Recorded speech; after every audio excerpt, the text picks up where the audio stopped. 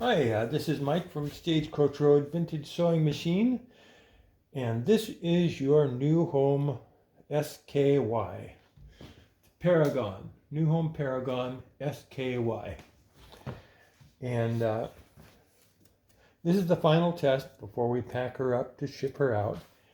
And in this test, we're going to show you how to wind the bobbin, how to thread the machine, how to work the various controls.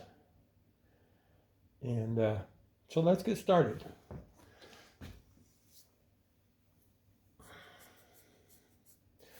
To wind the bobbin, you put your spool on the spool pin that's down by the bobbin winder, go into the little tension device here, and up to your bobbin winder. Your bobbin is under the slide plate in this bobbin case. And if you're having trouble pulling the bobbin case out, make sure that your needle is up out of the bobbin case. So here's your bobbin, and that's fairly empty. I'll go ahead and clear off that old thread. Some people wind new thread over their old. Then of course they never use it, but you have all these little lengths of different colored thread on one bobbin, and it actually ends up being kind of a pain in the neck. So anyway, your bobbin goes on the bobbin winder. Put your thread through one of the little holes in the side and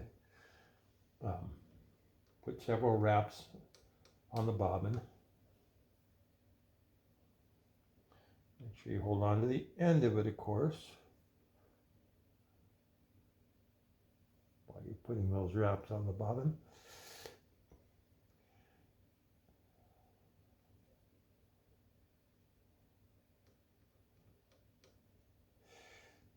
And your bobbin is going to wind on this direction. The thread will go on over the top. So push your bobbin winder down. Let's see, is that it? Yeah. There's a button on the bottom here. You push that up until your bobbin locks into place there with the wheel in contact with the hand wheel. Declutch your machine by turning the chrome knob in the center of the hand wheel a quarter turn or so towards you until it hits its stop. Then your hand wheel is free to spin and wind the bobbin without making the rest of the machine cycle. So here we go. And we're going to plug it in. It works better if it has electricity. There we go.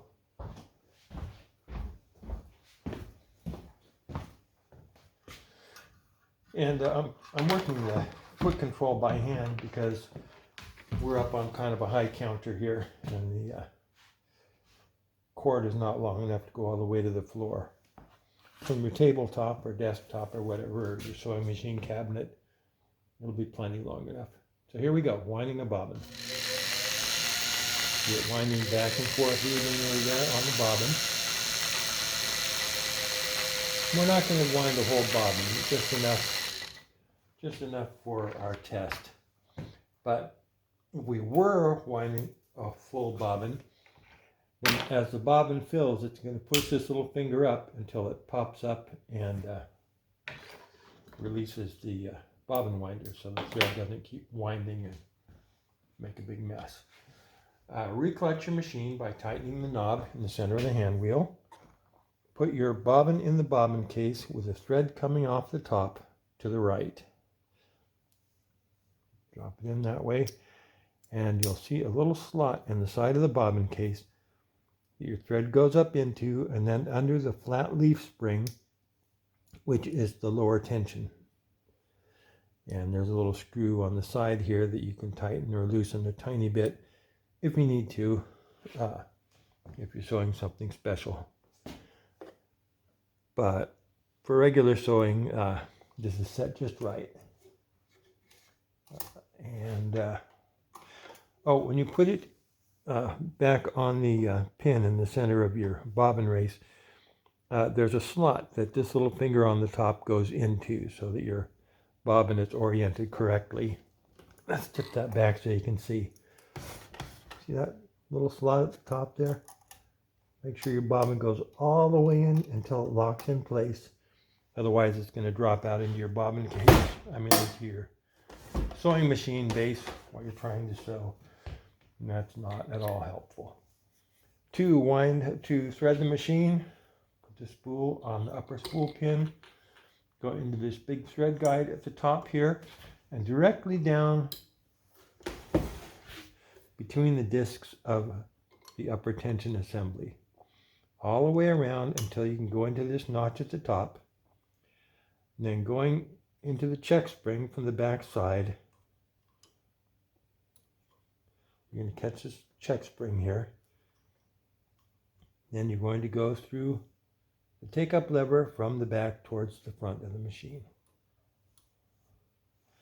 Into the thread guide on the faceplate, thread guide on the needle clamp, and through the eye of the needle, going towards the inside of the machine. In other words, from left to right.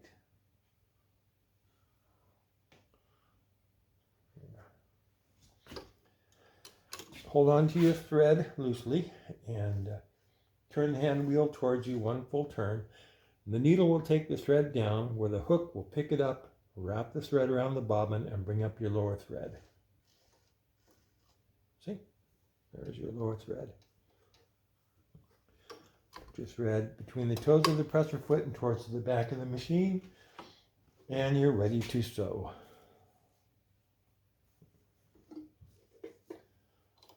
Lower the presser foot onto your fabric using the lever on the back of the machine here. And check your stitch length. Your stitch length is numbered from 0 to 4.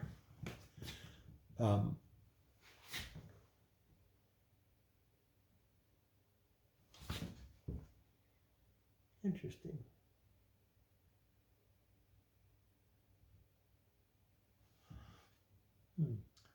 I don't know what that little red section below the 0 is. Probably reach it. Let's see. Push in maybe? I'd never noticed that. No. Well, below the 0, there's a little section that's marked in red, and it's got a crosshatch pattern under it, and I have no idea what it means. Funny, I've had this machine apart and put it back together and didn't notice that. Anyway, be that as it may, not sure that I have a user manual for this. If I do, I'll send it to you. Otherwise, you'll have to find one online, and that'll tell you what that mysterious little red section means. I guess how to access it, because the knob just doesn't seem to go that far. Anyway, back to what we were saying. The stitch length is numbered from 0 to 4, 0 being fabric doesn't move, to 4 being your longest stitch. And of course, everywhere in between are increments of increase. So we're going to start at, we're going to set it about 2. That should be around 10 or 12 stitches per inch. And I guess we're ready to go.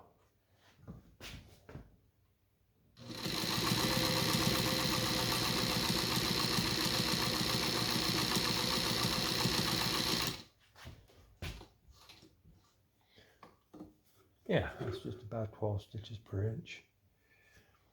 Nice and even, well balanced.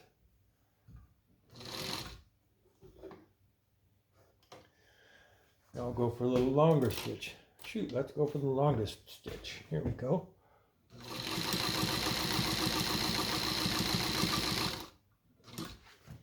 This is your pressure on the presser foot. That's how much pressure the foot puts on your fabric as you sew. If you're sewing something really delicate, you may want to back off the pressure a little bit. If you're sewing something really heavy, you may need a little more pressure for it to move along with authority. But this is your sewing foot pressure.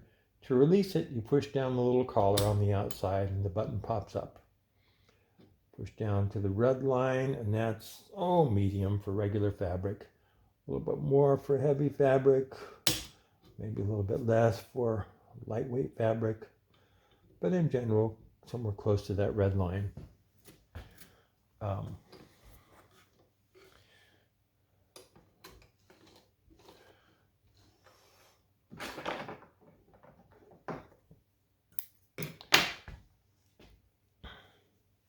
This is your stitch. You can probably see that. Looks nice both sides. What else?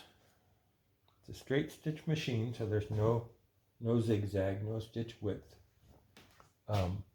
This is your upper tension assembly. And usually when I restore a machine, when I put it back together, I set it so that the tension for regular fabric is around 3. If your stitch looks a little bit loose and loopy on the bottom, you may want to increase the tension a little bit. And of course, as the numbers get higher, the tension is increased. If the fabric's kind of pulling and puckering, and it looks like it's too tight, you can let it off a little bit. Go down to maybe. But in general, somewhere right around 3. Yeah, this is a good, strong, basic machine, so there are not a lot of bells or whistles, just pretty strong. If you sew all day, every day, oil your machine every couple of days. You'll see all the oil holes. Well, these are not oil holes. Those are for your thread guide or fabric guide. But basically everywhere where 2 parts move and rotate, slide against each other, you want to put a drop of oil. If you lift this and look, you can see all the places where the things make contact. But when you get a user manual, the user manual will have an oiling guide. So if you sew, I don't know, a few hours a week, oil your machine every month or so. If you just bring your machine out once in a while, rarely for projects, and you haven't oiled the machine in, say, 3 months, go through and oil it, because the oil does evaporate, and you want that nice film of clean oil for your parts to ride on, so they're not grinding against each other. I use only sewing machine oil. Some people swear by Tri-Flow, which I've never tried. It may be fine, but household oil is not fine. You don't want to use WD-40 or 3-in-1 oil or anything like that. Use sewing machine oil, or if you want to try Tri-Flow, it's up to you. It's probably fine.